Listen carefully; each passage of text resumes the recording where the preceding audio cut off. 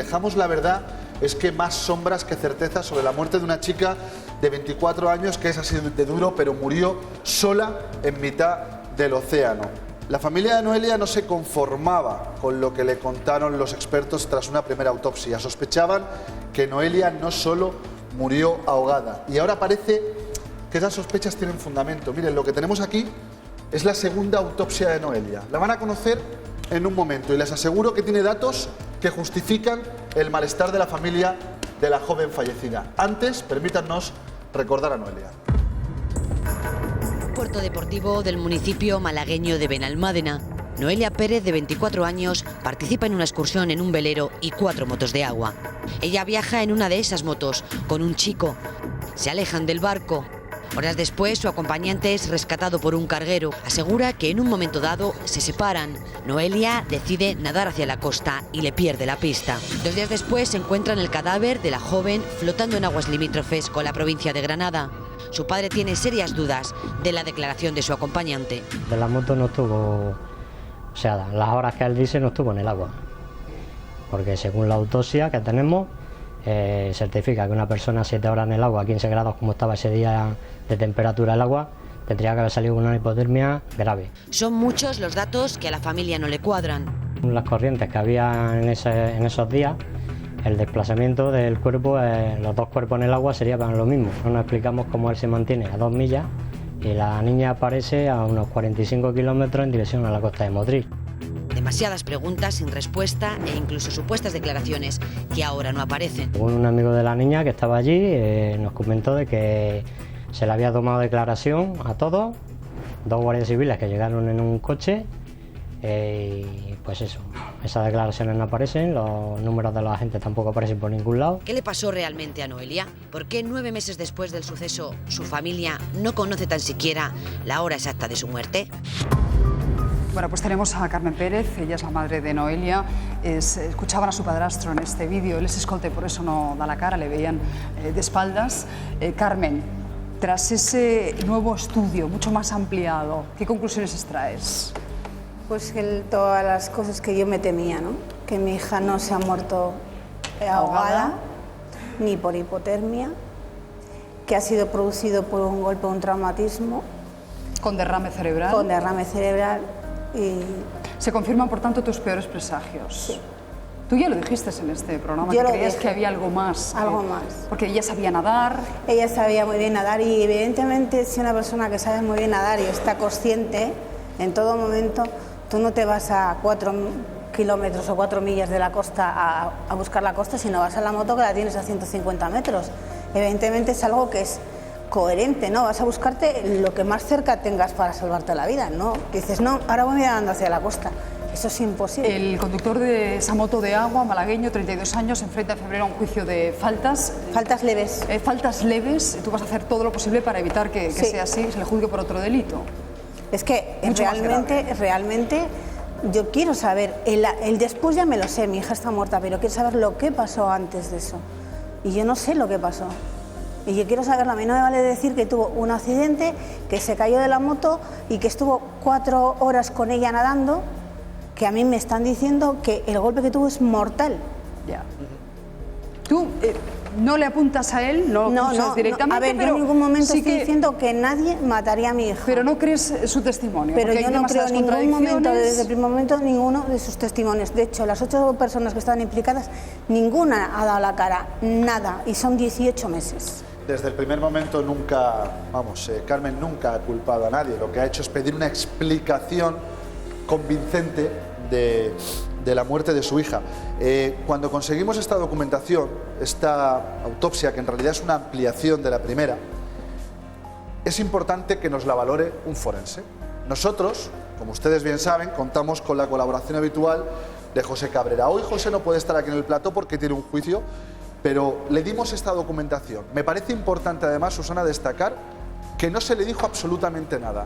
Solo se le pidió una valoración objetiva de esa ampliación de la autopsia de Noelia, y yo les digo que el resultado de sus declaraciones a mí me ha llamado mucho la atención. Véanlo. En estas 2 autopsias hay un elemento clave que las diferencia completamente.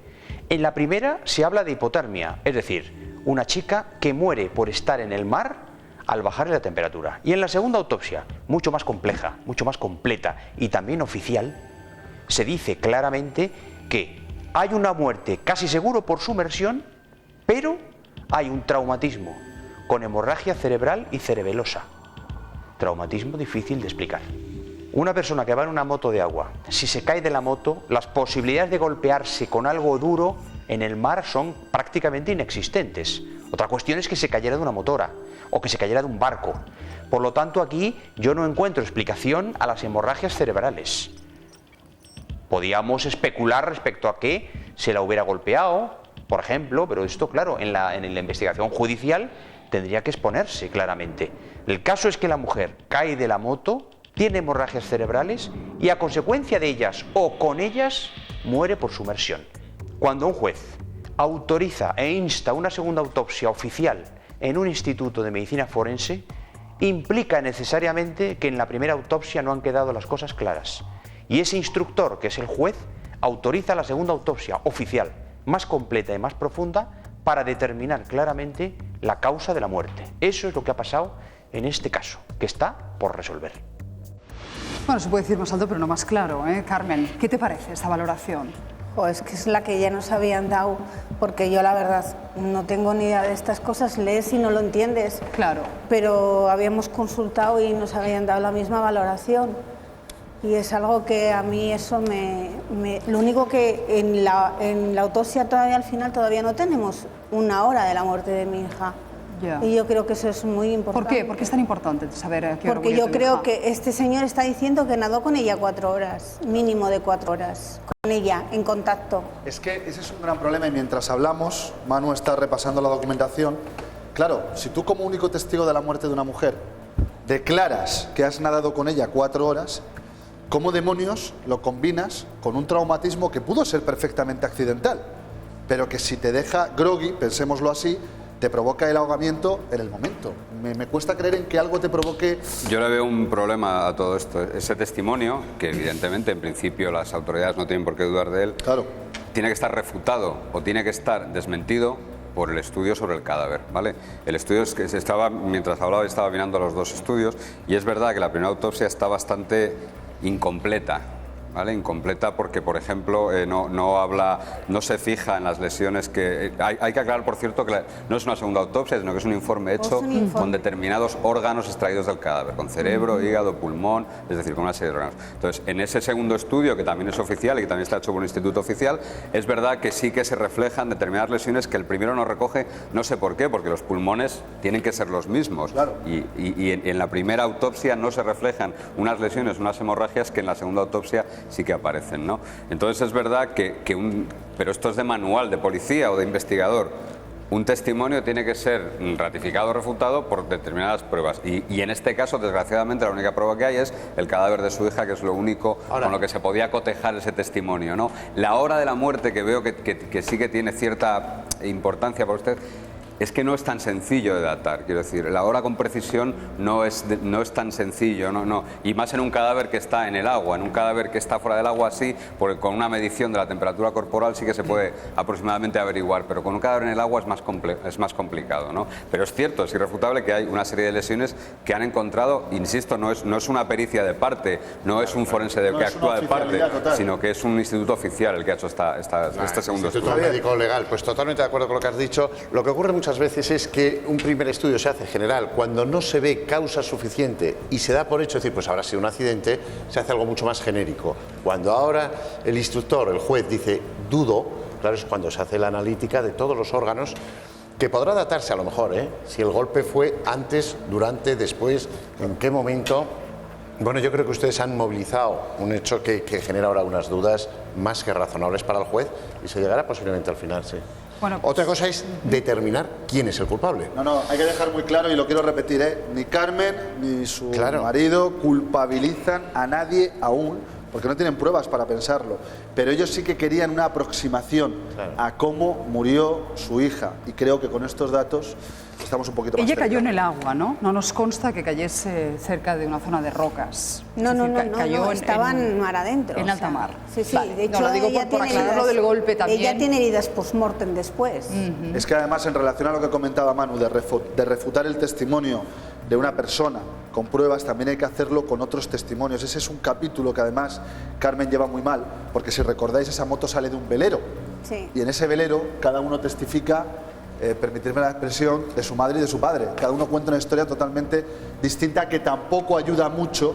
No sé si ha habido nuevas noticias con respecto a estos testimonios, Carmen. No se han vuelto a poner, no se han puesto en contacto con nosotros. Según el patrón se iba a poner en contacto, pero no ha habido. ¿Qué tipo de fiesta se llevaba a cabo en ese velero, Carmen? Porque A ver, es todo muy raro. Yo te cuento lo que me contaron a mí, ¿eh?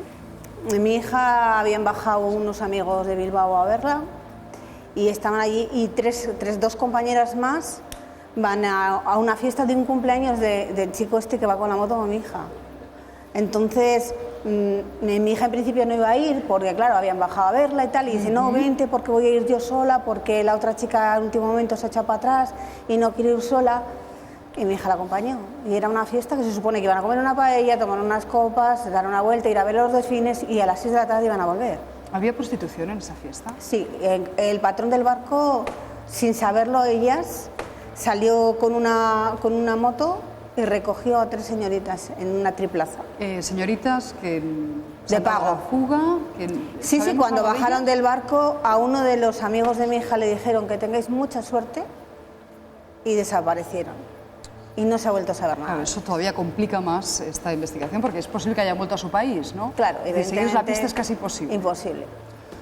Hay una cita ineludible, será en el mes de febrero, se celebrará ese juicio por faltas, a no ser que se consiga ampliar algún tipo de procedimiento superior a este, pero ahí, si no se aporta ninguna prueba nueva, se acabará esta investigación y eso es lo que la madre de Noelia quiere impedir y es lo que nosotros hemos querido reflejar esta mañana. Bueno, pues mucho ánimo, Carmen. Gracias. Gracias a todos vosotros.